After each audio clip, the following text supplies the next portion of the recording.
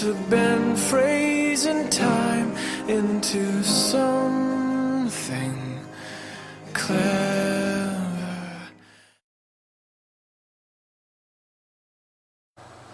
Hey, well, this is hopefully a shorter video. I just wanted to, this is like a continuation of the video I did last night. Why should you become an atheist? Responding to Matthew 4:19's question. What is this, part 2? This is kind of a part 2, I suppose. I just thought, maybe some Christians would be interested to know what were my questions that nagged at me.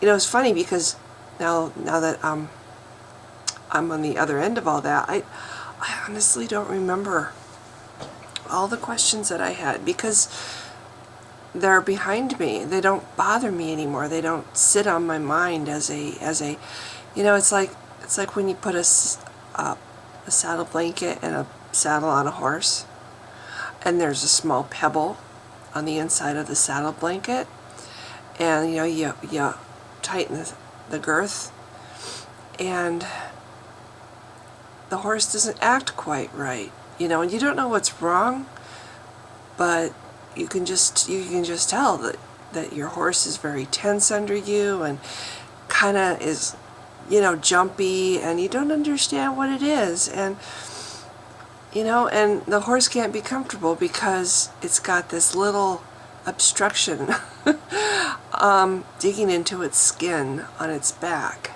and it's not really painful for the horse, but it's annoying.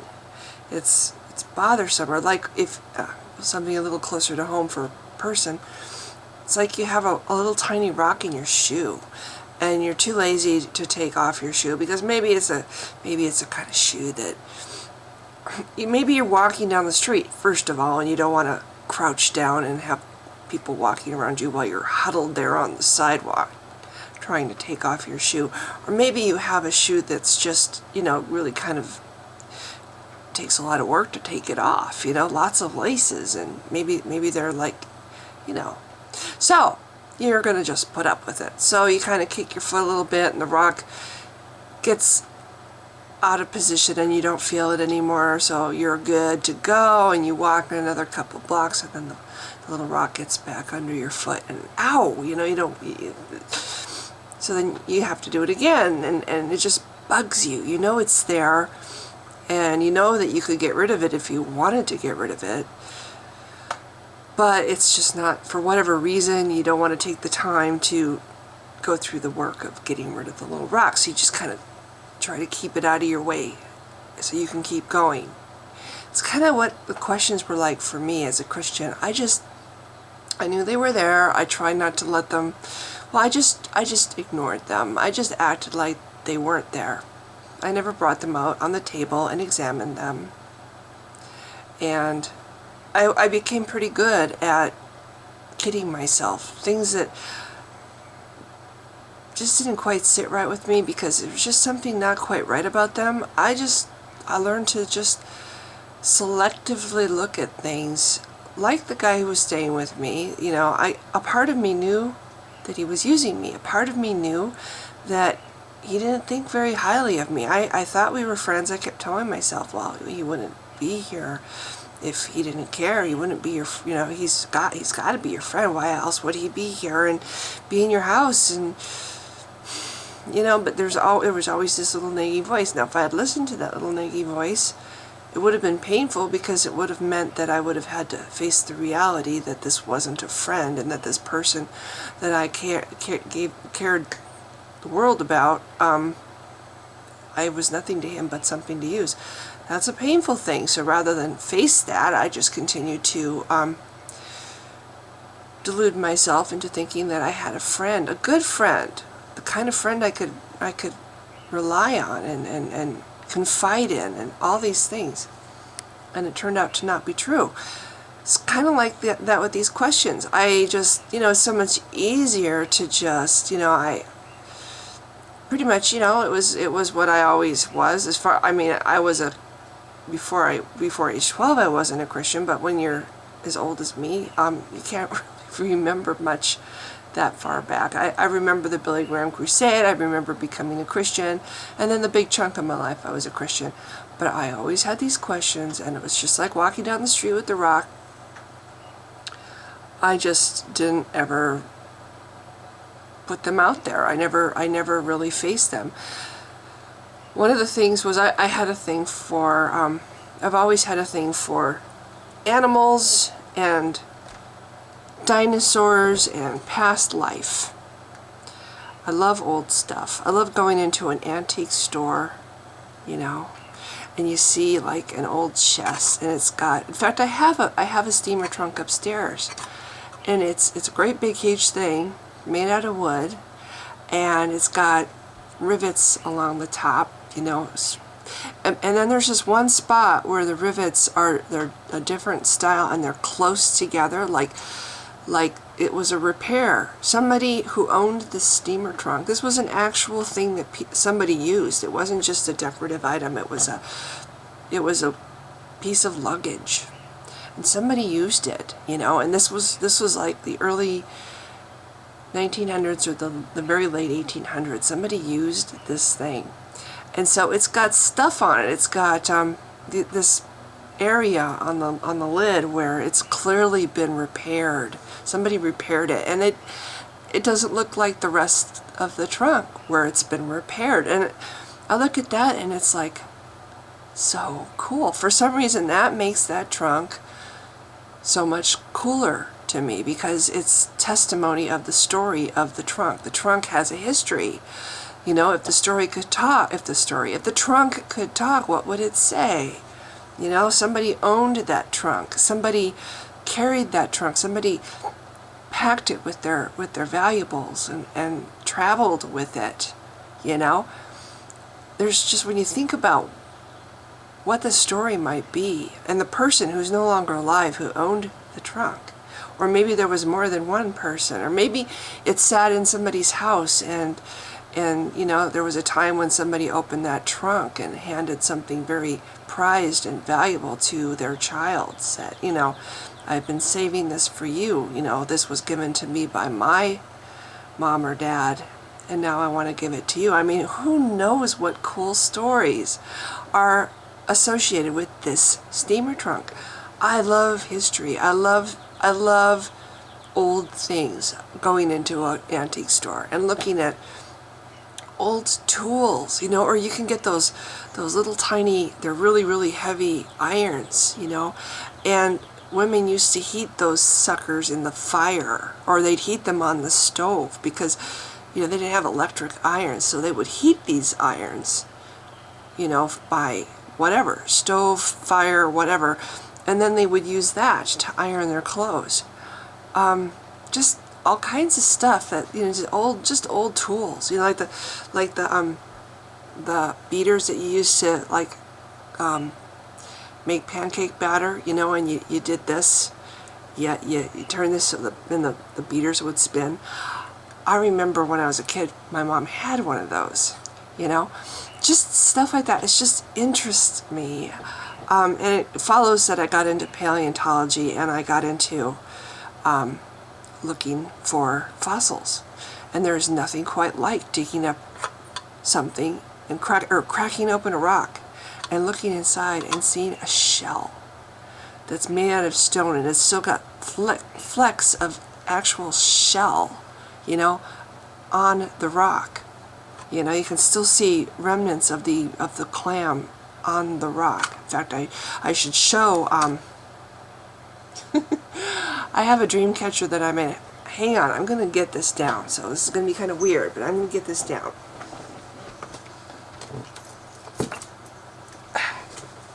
Okay, here I am. See this? This is a dream catcher that I made. I went for a while where I was making dream catchers.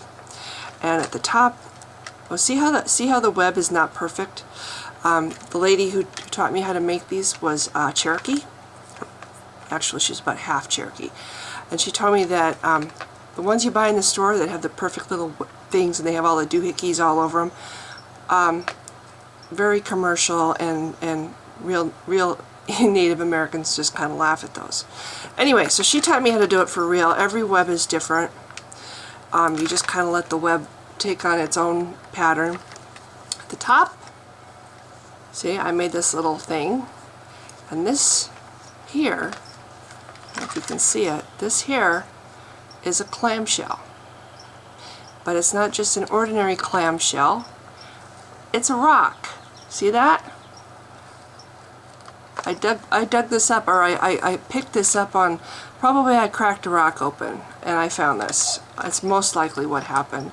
But see how the shell, I mean, doesn't it still look like a clam shell? See? See a little chip right there where the shell material is off and there's just rock underneath? That's a clam. That's a clam that lived a long time ago, and now it's a rock. I mean, how long does it take for a living thing like that to turn into a rock? So, anyway, I did a lot of cool things like that with my little seashell fossils. Holding something like that in your hand and contemplating the life that lived so long ago, this was what brought about one big question that I had in my mind. And maybe considering how long this video already is, this is the only question I'm going to bother delving into. But it was a stumbling block for me as a Christian. First of all, I refused to believe that only humans went to heaven. I just could not believe the whole, oh, animals don't have souls bit. I knew too many animals. I had had too many touch my life in, touch my heart to believe that they were just living whatevers walking around without a soul. Shells without a soul. Of course they have souls. I totally never bought into the stupid belief that animals are just soulless, they're just like plants that are living and breathing. So, first of all, I believe that animals have souls, but then it's like, okay,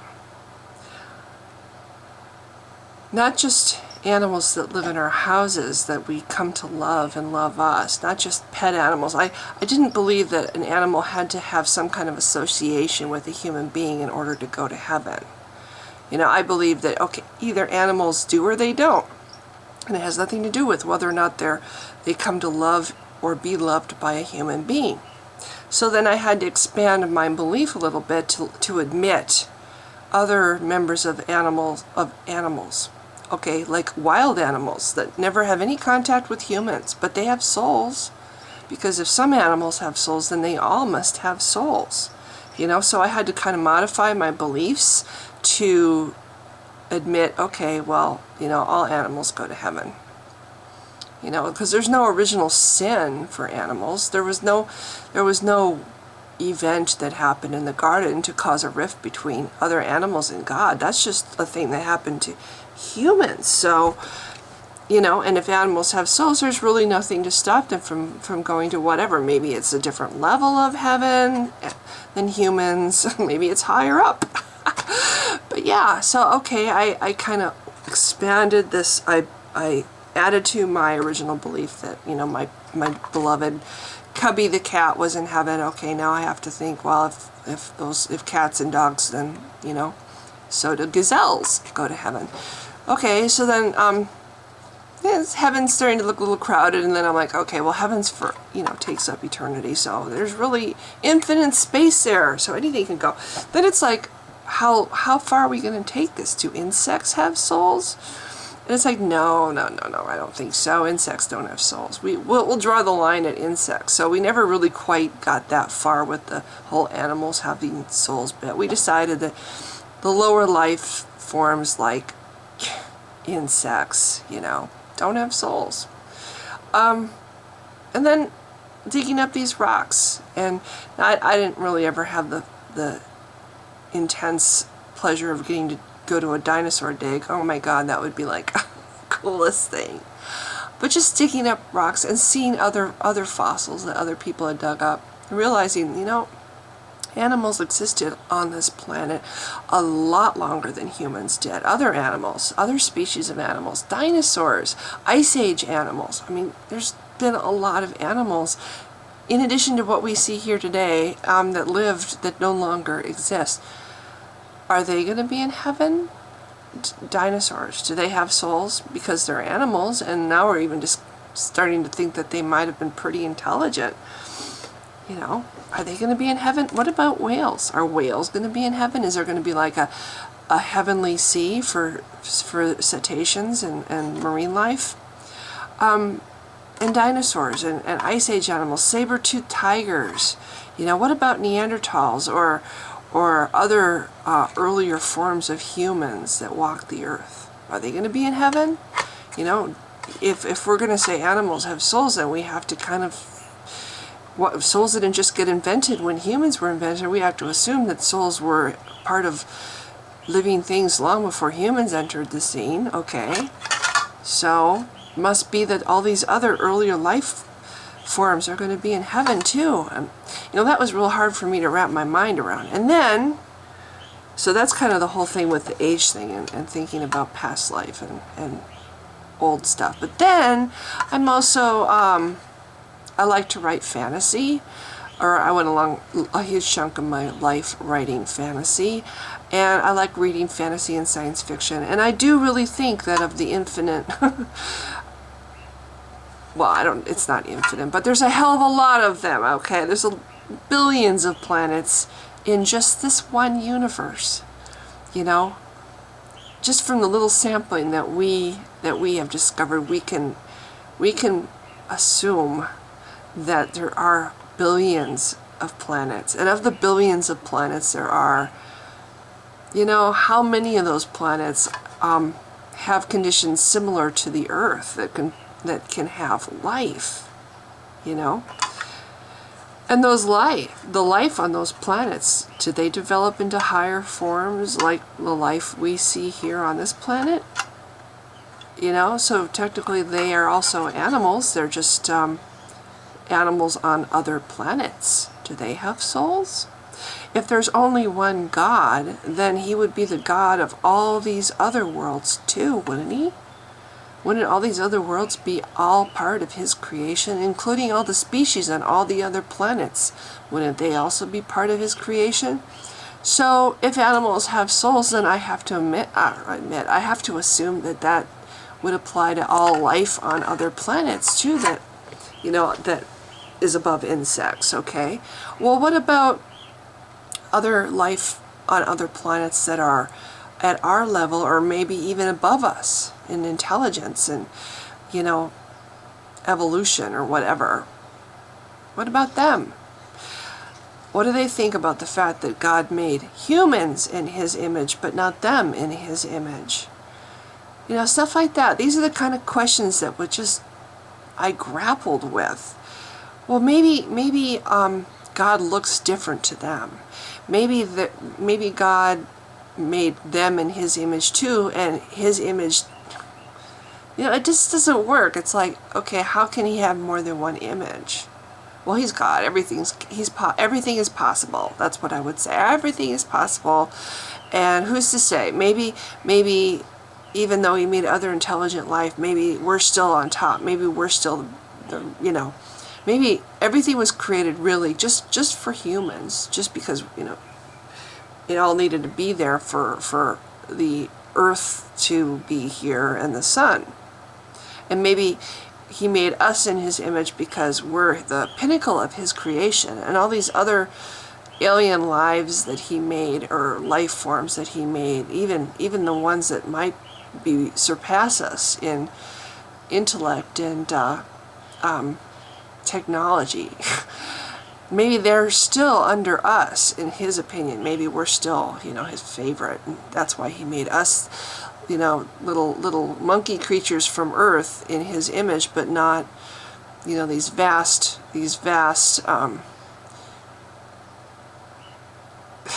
whatever great intelligences that might live elsewhere. So now I'm starting to feel like I'm talking way out there in la la land, but this is the stuff that would go through my head. It's like, how do I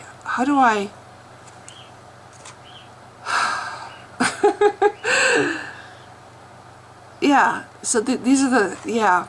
You see, there's really no answers to any of this really, except to say that okay, they're all important to God. They're all in heaven, or they're all made in His image. All depending on what planet you're from, or just simply realizing that you know what, there's no such thing as God. Either there's no such thing as God, or there's lots of gods. Maybe each planet has their own God. That's it. But then you're talking about, something that isn't Christian, because Christian believes there's only one God, Christianity. So then I'm like, okay.